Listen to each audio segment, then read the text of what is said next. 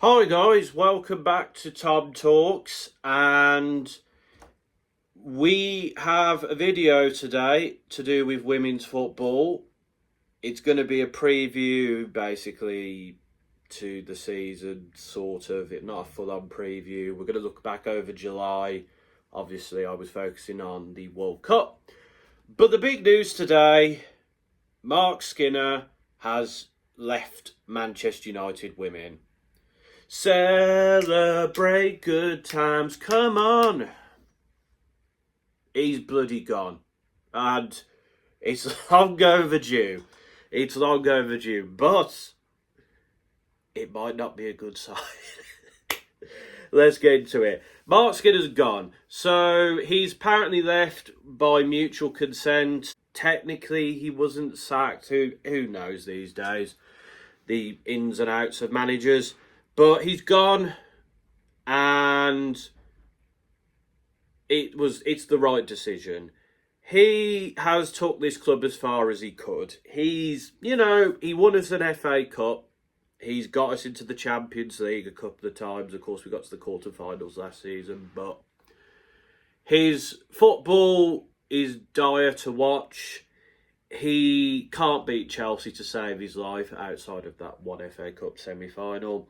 And we just can't compete with the top three.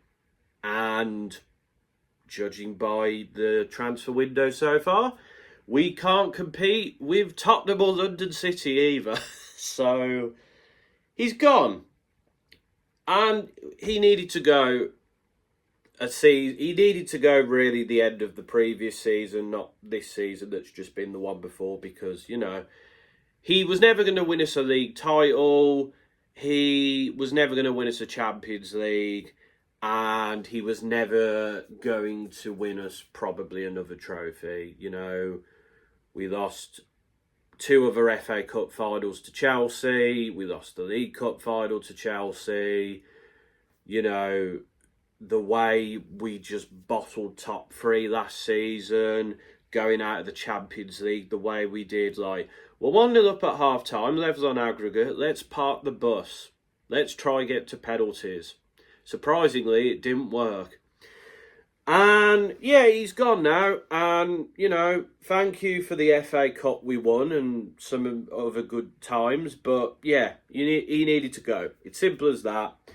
And I'm glad he's gone. But, as I said, is it a good sign? I don't know. Because if you look at our transfer business so far this summer, we have signed some youngsters like Phoebe Leah, Erin Baxter, Holly Stone-Armstrong. We've also signed Andrea Medina from Atletico Madrid. Seems like a good left-back option to challenge Anna Sandberg. Apparently can also play in the centre-back role as well, so flexibility, solid player, good signing. We've also signed Janina Leitzig from Leicester, who I believe is going to be one of our goalkeeping backups. Don't really know too much about her. She's won Leicester's Player of the Year previously. We do need better backups in goal, so hopefully someone with actual WSL experience will be a better backup. Admittedly, I don't see anyone really challenging Fallon Tullich-Joyce, but, if something goes wrong again, like when Fallon got injured last season, we have someone who knows how to play the WSL. So that is a plus. Outgoings, though, a lot of youngsters have gone, but also Leah Galton was released, which I think was the right decision. I think, she's not the player she used to be. Hannah Blundell's gone to Everton. Well, we effectively replaced her with Hannah Lundqvist, so I think that was fine to get rid of Hannah Blundell. Millie Turner and Lisa Nolsund have both gone to Birmingham City. Lisa Nolsund, I think she was a bit overhated, but I think we need better quality of players if we're going to progress, so I'm fine with that. Millie Turner, again, I don't think she is that great a defender these days, so I'm fine with her leaving. My only concern is our lack of defensive cover. So we either need to sign another centre-back, or like Lucy Newell gets more game time, for example. And then, of course, the big one was Melvin Mallard, who I'm very gutted to see go. She's gone to Chelsea for apparently 850 grand, which in women's football, of course, is a big transfer fee. I was disappointed, but because A, she's one of our best players, her creativity, her work effort, but also it's a decent amount of money, and hopefully we can invest that. Whether we will, of course, is another thing. But also I saw that she said she always wanted to go to Chelsea, and it seems like effectively we were a stepping stone. So probably best that she's gone if she's not really committed to the club, to be honest. I'm obviously disappointed because of the quality of player, but, you know, it is what it is. Kayla Rendell's also gone on loan to Newcastle, so I'm presuming that Safia Middleton Patel will probably be our third choice goalkeeper next year. But yeah, our transfer business has not been good enough. We've not made enough signings. Marc Skinner, one of his faults was he was not good with bringing in youth players. And hopefully this means we'll be seeing a bit more of Scarlett Hill, Layla Jury, Emma Watson, Marid Griffiths, Jeff Simpson, Lucy Newell, Jessica Anderson next season. Because United's DNA is built on youth. So we need to give our youth more time. And Marc Skinner didn't seem to be able to handle youth players very well. There's also the stuff to do with Irene Guerrero and Hayes and probably numerous other players that seemed to fall out with him and moved on. So I think, yeah, it was the best decision. But the question is, who is going to be the next manager? And I honestly don't have a clue. I'm not going to lie. I don't know who the manager is going to be. I don't really know who's available at the moment, who would be a good choice, to be honest. So that is something I'm going to have to look into. I'll obviously react when we sign a new manager. It looks like it's going to get done fairly quickly, which looks like this was something made in mind, the decision. But also there is the factor that Ineos kind of don't seem to care about the women's team, as shown by our lack of sharp signings, as shown by the fact that, like, you know, Jim Ratcliffe doesn't turn up to cup finals. We don't see him speak about the women's team very often. So I am still worried, but the right decision has been made. Our transfer business needs to improve massively if we're going to compete for a top 3 spot, which I don't think we're going to. I think this will probably be a season of transition. We'll have to see. But Marc Skinner is gone, and hopefully the club can build from there. But that's kind of my thoughts on the Marc Skinner stuff. I'm glad he's gone. I'm hoping whoever becomes the next manager is able to take us forward and further. And hopefully our youth players get some minutes, and hopefully the Melvin Mallard money is invested well and we sign some decent players. So let's take a look at some of the other signings that have been made that have caught my eye. Beth Mead obviously left Arsenal to join Manchester City. Beth Mead is obviously not the player she used to be, but talented player. That is a great squad option for City. It will be interesting to see how she does. Obviously, Manuela Zinsberger has also left Arsenal to join Dortmund on a free. You know, backup goalie really, but good signing for Dortmund. Spurs have signed Shakira Martinez from West Ham. Martinez is a very talented striker, really good player. I think that's a great signing from Spurs, and that will definitely improve their attack. They also signed Kirsty Hansen from Villa. Really, that is the type of player United should have been looking at. Obviously used to play for us and probably maybe left because of stuff to do with Mr. Skinner. But Kirsty Hansen is a fantastic footballer, was one of the top scorers last season. And I think, you know, Spurs have made a good signing there. London City Lionesses have signed Mary Earps on a free. Mary Earps is just not the goalie she used to be. Maybe she'll do well for London City, I don't know, but we'll have to see there. Spurs have signed Victoria Pelova from Arsenal on the free.